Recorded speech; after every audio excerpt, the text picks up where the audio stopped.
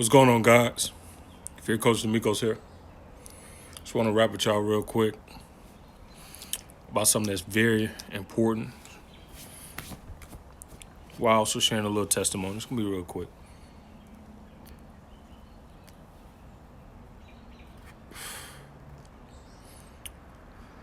I used to date this girl about 3 years ago. Super bad. One of the baddest women I had ever had interest in me. And we talked. First night we had a conversation. We talked. We probably talked for like maybe 4 hours.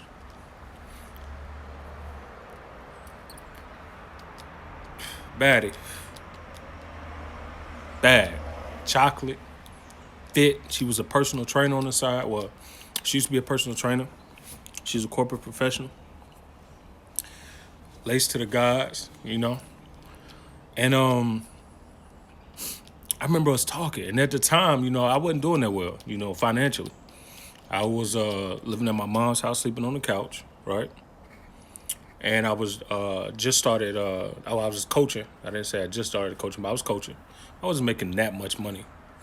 At that time, I think I was still charging, maybe $50, 50 a session. So I wasn't charging that much, 50 a month at that. Yeah, so anyway, and I was doing Uber. And so I wasn't making that much money. But I landed this chick. And so even though she knew my situation, I was always very upfront with, I've always been upfront with every woman I'm dealing with as far as my situation, especially if I'm, you know, if I'm feeling the chick, if I feel like there's potential for it to have serious potential, you know, I fully, you know, I'm fully transparent. And so this chick I'm talking to, she know my situation, right? And she's doing well for herself. She got her own house. She got a great corporate job, no kids. I think she was like maybe 30, between 32 to 34 at the time. I think I was like 20, 27, 28. And so we was talking. And I remember one night we was talking. And we had been talking for about a month at this time. She stayed in a different state, by the way. And we were talking for about a month. And one day she hit me after I was doing Uber in the morning. And she was like, "Oh, I want you to give me a gift. I want you to get me this gift." I was like, "Cool, yeah, let's get you a gift." You know, because I'm into buying gifts. I'm into buying gifts for women. All right, you know, that's something I take pleasure in. And so she hit me with this request I'd never had from a woman before. In fact, from most women, I'm gonna break that down in a second, but most women who were financially savvy never had gift requests. Never, none of them. I've dated millionaires, a millionaire. Take that back, a millionaire. But most of the women I've dated have been high six figures or early, you know, doing really well, politicians, all that. And so she asked me, she's like, "You know, I want you to buy this bag for me." I'm like, "Okay, a bag, a purse?" Now, I bought my mama a purse before. I bought my mama a purse that was like $42. So I was like, "Yeah, I'll buy you a purse." You know what I'm saying? I don't know nothing about much else when it comes to purse. I'm like, $42, I'll buy you a $50 purse. She sends me to the Louis Vuitton site. Sends me the direct link of this purse. Red, beautiful purse. Lipstick red from the handle all the way down to the insides and the outside. Red bottom red purse. Purse $3,000. In fact, it was $3,600. I called her. We talked about it. I was like, "You know, that purse kind of expensive." She's like, "Yeah, I know, but I want you to get that for me." Now, at that time, I had been sending her money for like just little lunch money, you know, like $12 here and there. $12 here and there. Because literally, when you do Uber, and for those of you who've done Uber before, you know it ain't that much money like that. You ain't making no money. So $12 to me doing Uber at the time was like a couple $100. You know what I'm saying? Because I was only making like $37 in profit a week, like after bills and stuff. So, you know, it'd be small to the common man, and it'd be small probably to her. But to me, I'm giving you a lot. And this is somebody and my girlfriend, but we are talking, and we talking seriously. Man,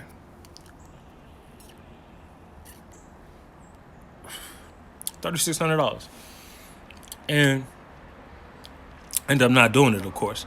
But I told her at the time, I was like, yeah, I can make some. Maybe I can make payments on it. That was my first response. Wasn't I'm not gonna do it because of who I am. I'm like, all right, I need to figure a way out to make this happen because I really like this girl. And when I did it, man, when I finally got to the conclusion, like, I'm not buying this girl no $3,600 purse. I don't even have my own place. Like, I don't even have, you know how much $3,600 you can put down on your own house. And shortly after that, me and her stopped talking anyway because we had a falling out about some other things. And I say all that to say, black guys, it is pivotal, that you date a woman seriously, take a woman seriously who has healthy financial behaviors. Because the wrong woman or the right looking woman with the wrong financial behaviors could bankrupt you.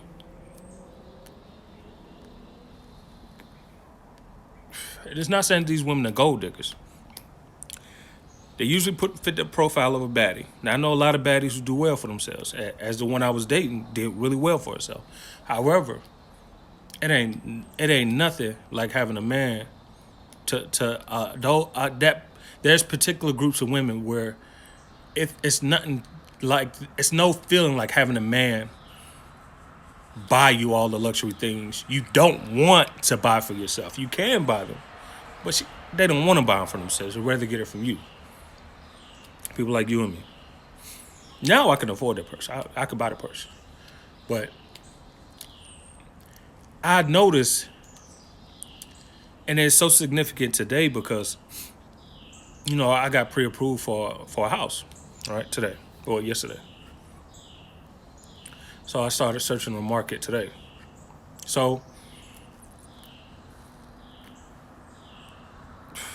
I was like, again, I was a Uber driver then. Now I'm a cloud engineer.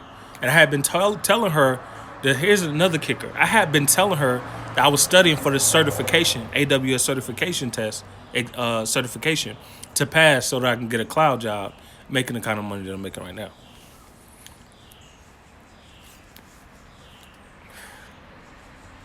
So her knowing my current situation and knowing my aspirations, she wanted me to take a financial risk that would set me back for an even longer period.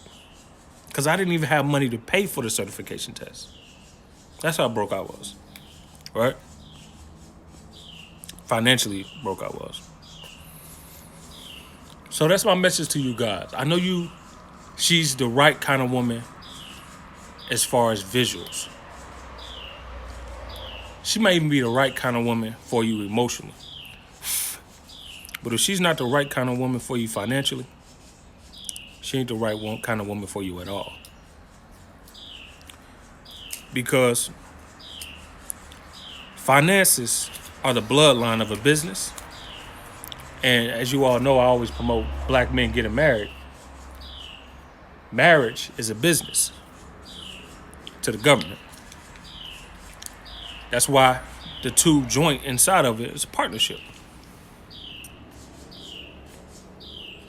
The emotional connection and all that stuff, the love and the romance, is what gives that business its own unique identity and character.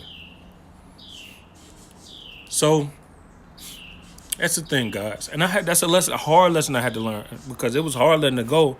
But I sat back and I thought about all the things I was doing for this woman. And I sat back at all. I'm like, damn, well, how healthy and how good is this for me for my long-term goals? I was like, this don't make sense. Why am I even putting up with this? Because it's not going to help me become a better man. It's not going to help me get my goals. And now 2 years later, all those plans and things I told her that I was doing, that working on at that time, came to fruition. Why? Because I kept working on them, and I started to decrease my distraction that I was using just in dealing with women. The problem isn't the women. The problem isn't you even picking the wrong girl. Isn't the wrong girl. The problem is you making that choice that your immediate gratification is more important than your long-term success. That's the problem, black guys.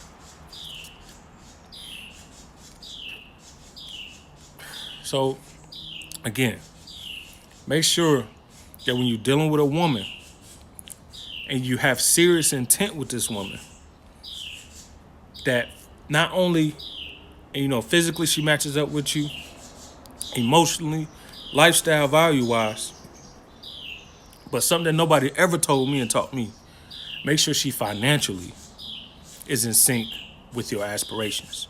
And her financial behaviors are in sync with your aspirations. All right? So that's my message to you guys. Hopefully it means something to you. Coach D'Amico's here. Make sure you go get my book, The Other Side of Fear, that's available on Amazon. The paperback is available on Amazon. If you're interested in a signed copy, shoot me a DM, and I'll show you how to get that. But, yeah, that's my story. I'm sticking to it. Remember, don't trip. What's my saying? It's a God thing you won't understand. All right, I'm out of here.